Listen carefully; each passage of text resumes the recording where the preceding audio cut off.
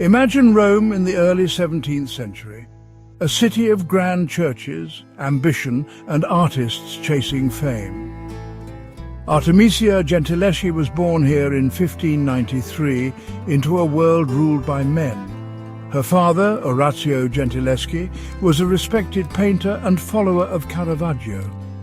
Artemisia grew up in his studio, surrounded by the drama of art, saints, sinners, light and shadow.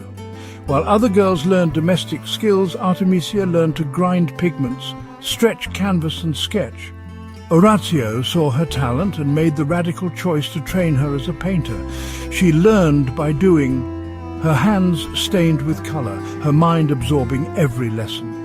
Barred from academies, she copied her father's work, mastering the human form and the play of light. Soon she was creating her own powerful compositions, some said even surpassing her father's. Artemisia's world was one of high drama, both on and off the canvas.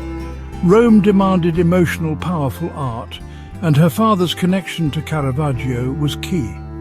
Caravaggio's realism, his intense lighting and raw emotion, became Artemisia's artistic language.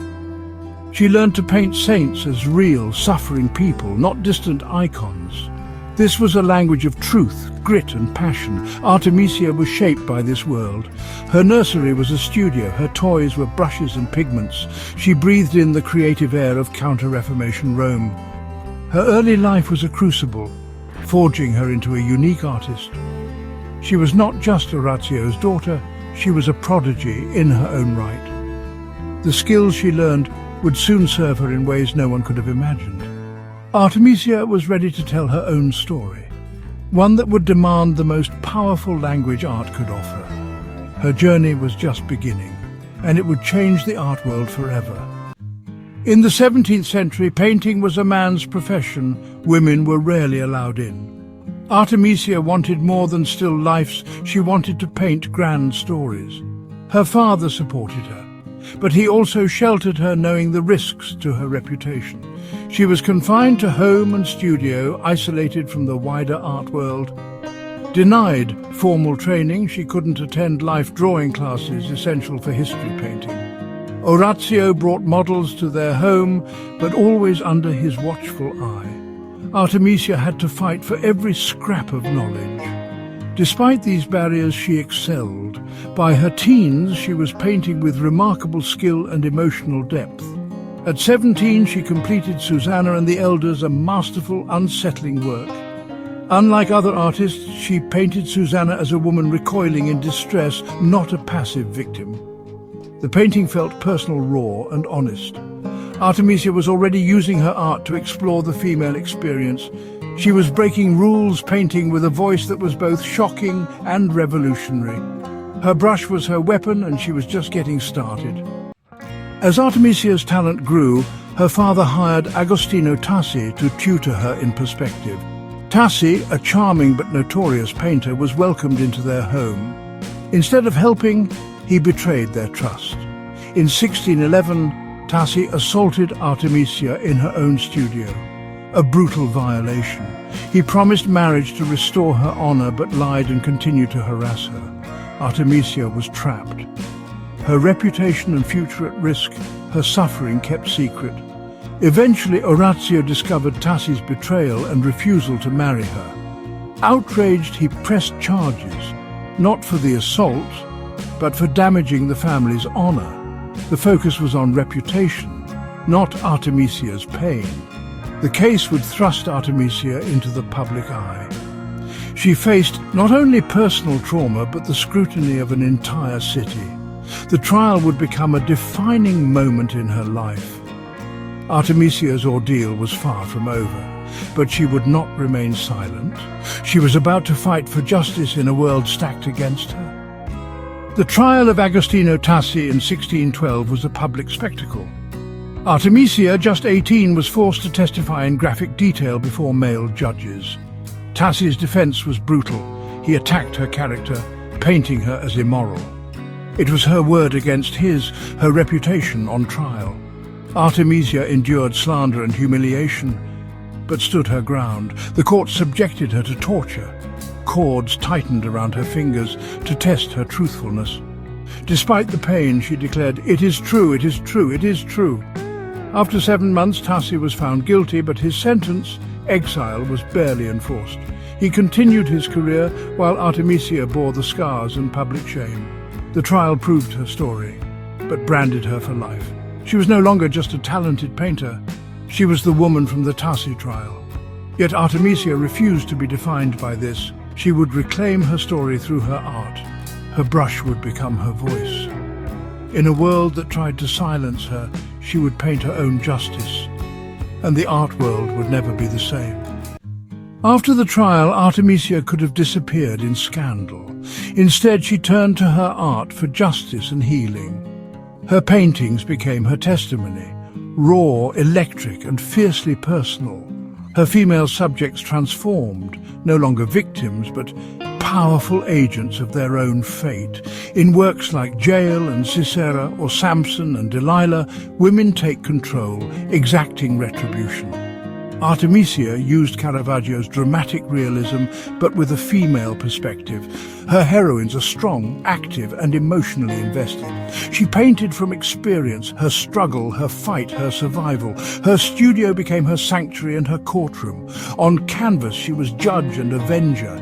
She restaged her trauma, but this time, the woman won. Artemisia's art was not just therapy. It was a bold statement. She used the grand tradition of history painting to tell women's stories. Her paintings demanded to be seen and heard. In a world that tried to silence her, Artemisia's art screamed for justice. Artemisia's masterpiece, Judith slaying Holofernes, is her most powerful statement. The biblical story, Judith beheading Holofernes, was common, but Artemisia's version is unmatched in its brutality and realism. Two women, Judith and her maid Abra, work together, pinning Holofernes down. Judith, sleeves rolled, brow furrowed, saws through his neck with determination. Blood spurts across the sheets. The struggle is physical and intense. Many see Holofernes' face as Tassi's, Judith's as Artemisia's, a personal act of revenge. Artemisia casts herself as the avenger, not the victim. Abra is an active accomplice, not a passive bystander. This is female solidarity and righteous fury. Compared to Caravaggio's version, Artemisia's women are fully committed, powerful, and united. Her Judith is strong, not delicate, a revolutionary image. Artemisia painted from deep personal knowledge. The result is one of the most violent, emotionally charged paintings in art history. It is her definitive statement, her justice, her power, her voice. Judith slaying Holofernes is not just a painting, it's a declaration. Artemisia redefined what women could do in art. She turned her trauma into triumph, and the world took notice. After the trial, Artemisia's father arranged her marriage, allowing her to leave Rome for Florence. Florence offered a fresh start. Here, Artemisia built her own workshop and earned prestigious commissions. She managed her own career, befriended luminaries like Galileo, and moved in powerful circles. In 1616, she became the first woman admitted to the Accademia delle Arti del Disegno. This was a historic achievement, formal recognition as a major artist, equal to her male peers. She gained independence, signing contracts, buying supplies, running her business. Her style evolved, more elegant, refined, and versatile. She painted not just violent heroines, but allegories, portraits, and religious scenes. Artemisia proved she was more than a painter of revenge.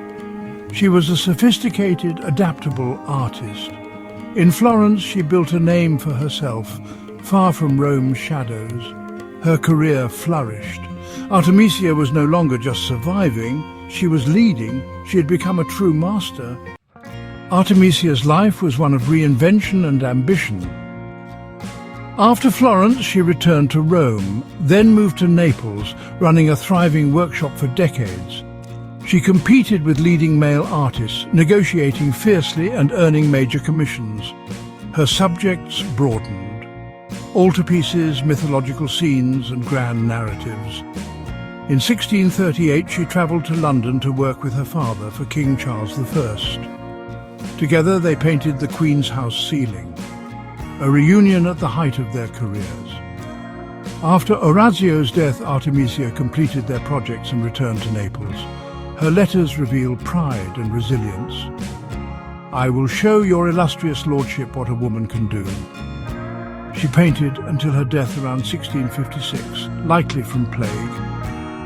Artemisia built a remarkable 40-year career, raising a daughter, running a business, and creating a legacy. Her story is not just about survival, but about triumph. She was one of the great painters of the Baroque age, and she did it all on her own terms. For centuries, Artemisia Gentileschi was forgotten, her art overshadowed by her trauma and her father's fame. Her powerful paintings were misattributed or ignored. In the 20th century, feminist historians rediscovered her. They saw not just a victim, but a survivor and a trailblazer. Her art was re-examined, her genius undeniable. Artemisia became a feminist icon, a woman who refused to be silenced. Today, her work draws crowds worldwide. Judith slaying Holofernes is now an icon of female rage and empowerment. Her story resonates justice, recognition, and using art to assert identity. She speaks to the Me Too movement across centuries. Artemisia's legacy is twofold: her dramatic, beautiful art and her life story of resilience. She reminds us that art history is filled with women who fought to be heard. Artemisia's voice, once silenced, now rings out clear and strong. She showed the world what a woman can do, and her justice still inspires us all.